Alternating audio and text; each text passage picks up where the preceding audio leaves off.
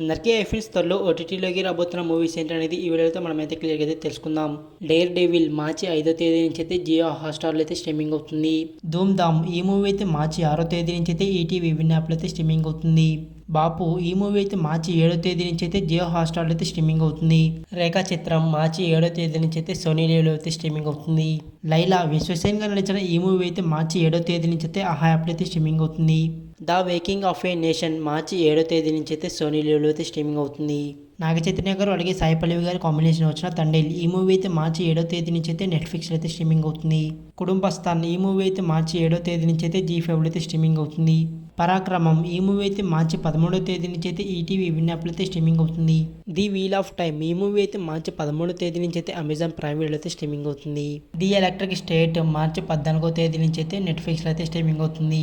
అనోరా ఈ మూవీ అయితే మార్చి 17వ తేదీ నుంచి అయితే జియో హాట్‌స్టార్లో అయితే స్ట్రీమింగ్ అవుతుంది. జితేందర్ రెడ్డి ఈ మూవీ అయితే మార్చి 20వ తేదీ నుంచి అయితే ఈటీవీ విన్ యాప్లో అయితే స్ట్రీమింగ్ అవుతుంది.